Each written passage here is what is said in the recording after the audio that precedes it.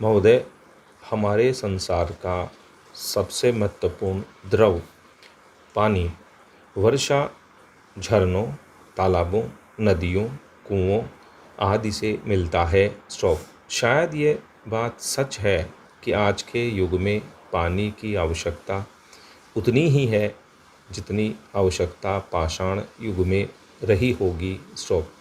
यद्यपि पृथ्वी पर इसकी पूर्ति सदा होती रहती है, फिर भी कुछ स्थान ऐसे होते हैं जहां पानी की कमी रहती है।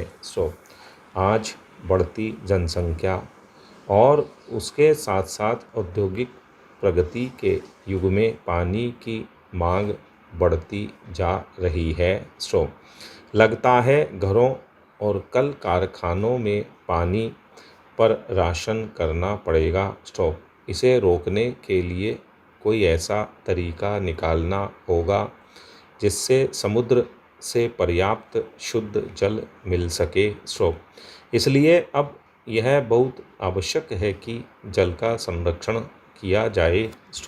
पैरा देश में इसी जल संरक्षण के निरंतर प्रयत्न चल रहे हैं। नई दिल्ली में अप्रैल 1998 में राष्ट्रीय जल संसाधन समारोह आयोजित किया गया। फिर संपूर्ण देश के 1000 स्थानों में इस प्रकार के समारोह आयोजित किए गए। पर्यावरण में जल के महत्व को देखते हुए इस बार का मुख्य विषय जल तथा पर्यावरण रखा गया है। सरकार ने यह माना है कि जल संसाधन सबसे महत्वपूर्ण राष्ट्रीय संपदा है तथा यही राष्ट्रीय आर्थिक संपदा तथा स्थायित्व की कुंजी है। पानी हर समय एक सा नहीं मिलता, इसलिए इसके नियोजन, विकास, संरक्षण तथा उपयोग की सबसे ज़्यादा आवश्यकता है।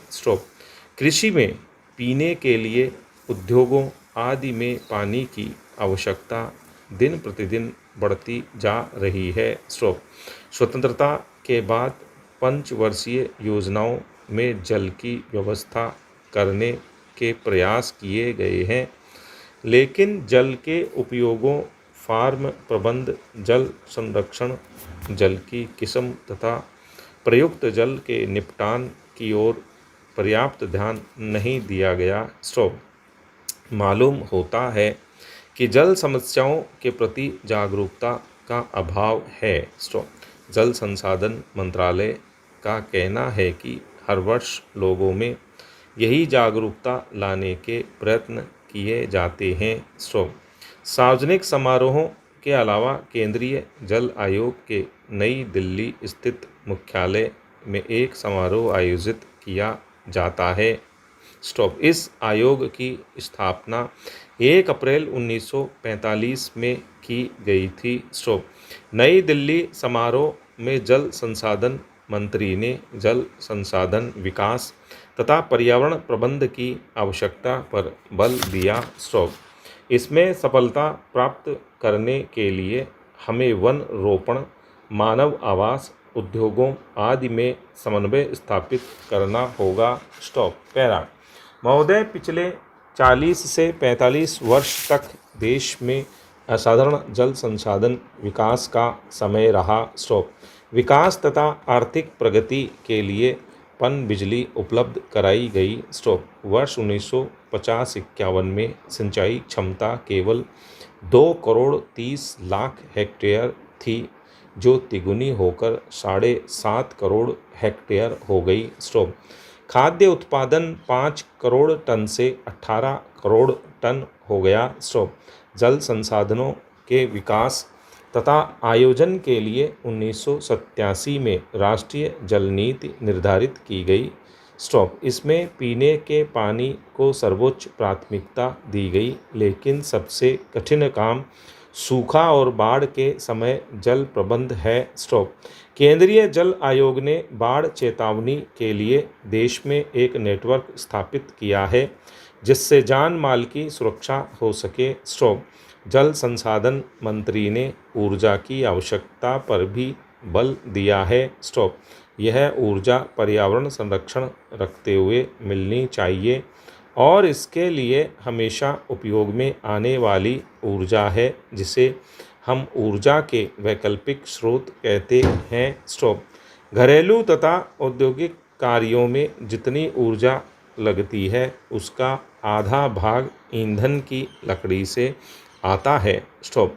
इसके कारण वन काटे जा रहे हैं, जिससे ऊपर की मिट्टी व भूमि का क्षरण हो रहा है। स्टॉप। उन्होंने जल की कीमत को बहुत महत्वपूर्ण बताया और जल संरक्षण को अत्यधिक उपयोगी और अनिवार्य बताया। स्टॉप। विशेषतः आज के औद्योगिक युग में स्टॉप झीलों तथा नदियों का जल साफ रहना चाहिए। स्टॉप। केंद्रीय जल आयोग ने निरीक्षण कार्य अपने हाथों में लिया है और सारे देश में इसके 270 केंद्र स्थापित किए गए हैं। स्टॉप। इनसे प्राप्त सूचनाएं केंद्रीय प्रदूषण नियंत्रण मंडल, पर्यावरण तथा वन मंत्रालय और स्थानीय निकायों के लिए बहुत उपयोगी सिद्ध हो रही हैं। स्टॉप। इस समय सबसे अधिक आवश्यकता कचरा निपटाने के उद्देश्य से सस्ती तकनीकों पर अनुसंधान और विकास की है। स्टॉप। यदि हम सारे कचरे के पुनः चक्र में सफल हो जाते हैं तो नदियों में कचरा बहने से रोका जा सकता है। स्टॉप। पिछले कुछ दशकों में देश में एक और महत्वपूर्ण कार्य जल संबंधित पर्यावरण कानून बनाने का प्रयास हुआ है। स्टॉप। 1986 का पर्यावरण कानून जल, भूमि, वायुमंडल आदि के सभी पर्यावरण पहलुओं पर लागू होता है। स्टॉप। इस कानून में जो कमियां हैं उन्हें दूर किया जा रहा है, जिससे राज्यों को इसके लागू करने के लिए और अधिकार मिल सकें। स्टॉप। धन्यवाद।